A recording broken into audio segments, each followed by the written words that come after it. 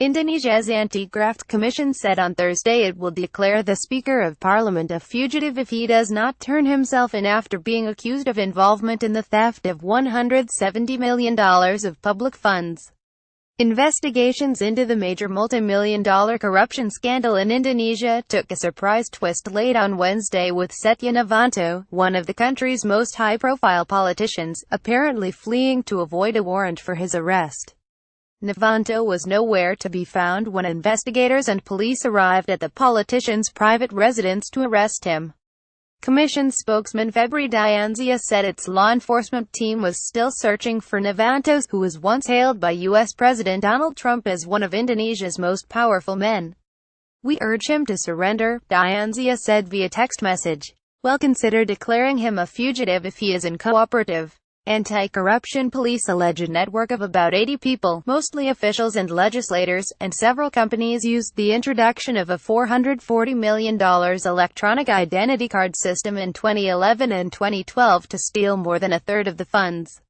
Novanto, also chairman of the Golkar Party, which is part of Indonesia's governing coalition, has denied any wrongdoing. A Trump admirer, Novanto made an unexpected appearance at a Trump news conference at Trump Tower in New York in September 2015 along with another Indonesian lawmaker, Fadli Zon.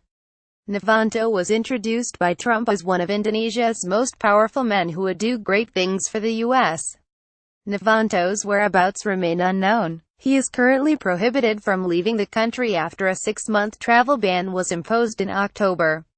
But speaking to reporters from outside Novanto's South Jakarta home, his lawyer Frederick Yunadi denied his client was on the run. "He is not a coward, he just won't be willingly raped." Frederick Yunadi, lawyer. "He is not a coward, he just won't be willingly raped," Yunadi said on Thursday morning.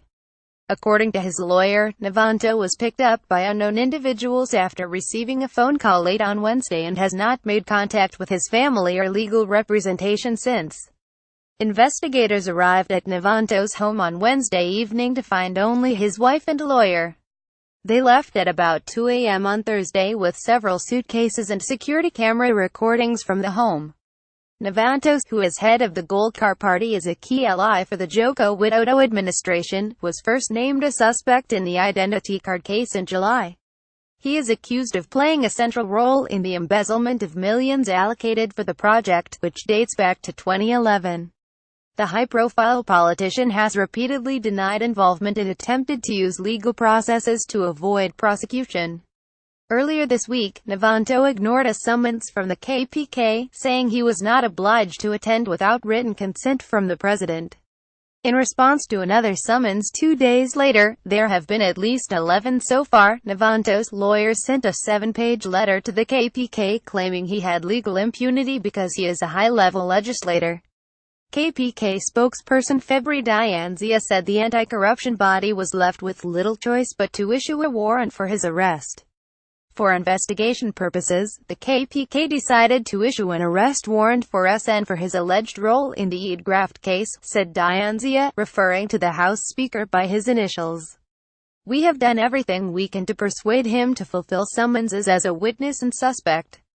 The naming of Novanto as a suspect in the massive corruption scandal for a second time follows fresh evidence from the FBI, including an audio recording that allegedly implicates him in the graft case.